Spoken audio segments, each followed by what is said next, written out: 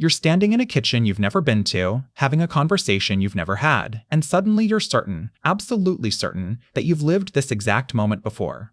The feeling lasts a few seconds. Then it's gone, and you're left standing there, slightly unsettled, unable to explain what just happened. But the real answer to what déjà vu actually isn't mystical. It's your memory system briefly malfunctioning in a very specific, very ordinary way, and understanding how reveals something strange about what memory actually is.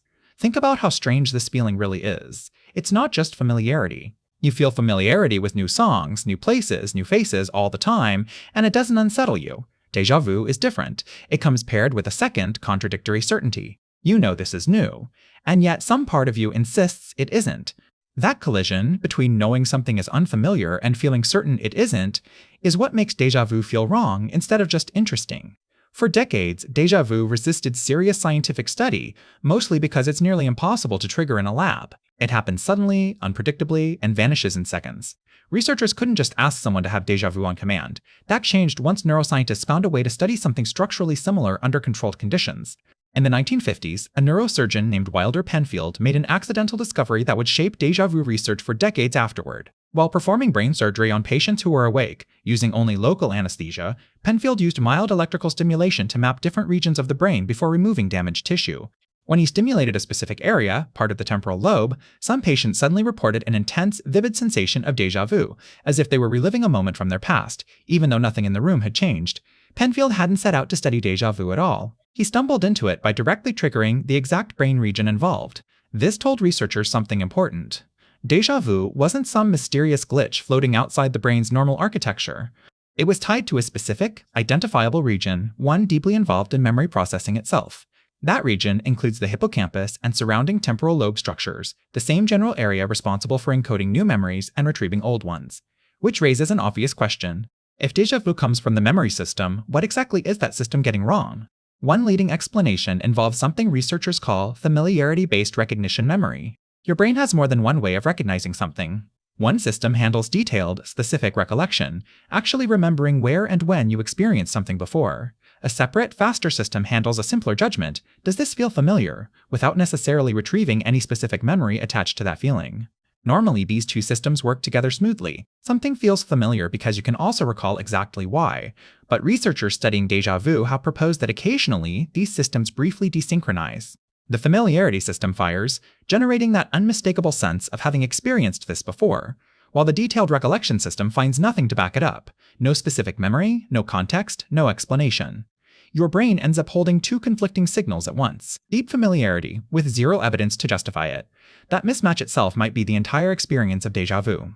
In 2012, a researcher named Cleary conducted studies exploring a specific version of this idea, sometimes called the Gestalt familiarity hypothesis. Cleary's research focused on spatial layout, the actual arrangement of a scene, rather than the individual objects inside it. Her experiments found that when people viewed a new scene whose spatial configuration closely resembled a scene they'd seen before, even if they couldn't consciously recall the earlier scene at all, they were more likely to report déjà vu, not because the two scenes were identical, because they shared a similar underlying structure, a similar layout of doors, furniture, or open space, close enough to trip the familiarity system without providing enough detail to trigger actual recollection.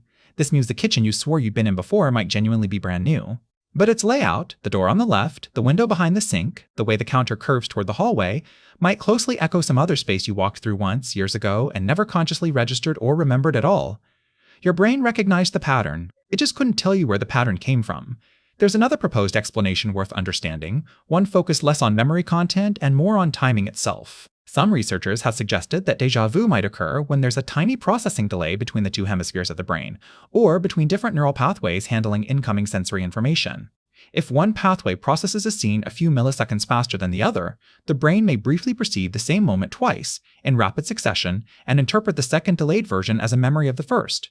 In this framing, déjà vu isn't your brain accessing a real past memory badly. It's your brain accidentally tagging a brand new experience as if it happened moments earlier than it actually did, purely due to a processing hiccup, not an actual retrieved memory at all.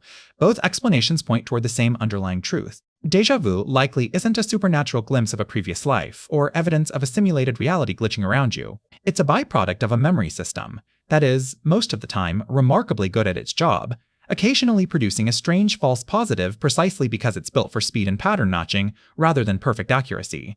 Consider what your memory system actually has to accomplish every single day. It's not just storing information, it's constantly making fast judgment calls. Have I seen this before? Is this person safe?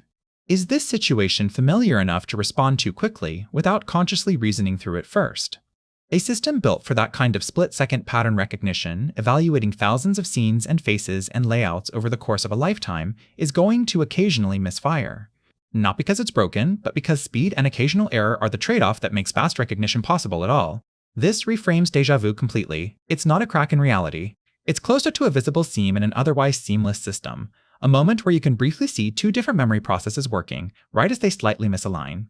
There's a reason deja vu tends to decrease with age, and this detail supports the pattern matching explanation further. Younger people, particularly in their teens and 20s, report deja vu far more frequently than older adults do. One proposed reason involves the sheer volume of genuinely novel experiences. A younger brain encounters new places, new social situations, new spatial layouts encountered for the first time, more raw material for accidental partial pattern matches to occur. As people age and their store of experienced environments grows larger and more repetitive, fewer situations qualify as similar, but not identical enough to trigger that particular kind of mismatch. So the next time deja vu hits you, standing somewhere ordinary, feeling an inexplicable certainty that you've lived this exact moment before, you don't have to reach for anything mystical to explain it. Somewhere in your memory, likely years ago, in a place you've long since forgotten entirely, you may have walked through a room with a similar shape, a similar rhythm, a similar arrangement of space. Your brain caught the echo. It just couldn't hand you the memory that explained it. You're standing in a kitchen you've never been to, having a conversation you've never had, and for a few strange seconds, certainty and confusion sit side by side in your mind, and now you understand what that feeling actually is. Not a glimpse into another life. Just an old, fast, imperfect system, quietly doing its job a little too well, and briefly showing you the seam where two kinds of memory almost, but not quite, line up.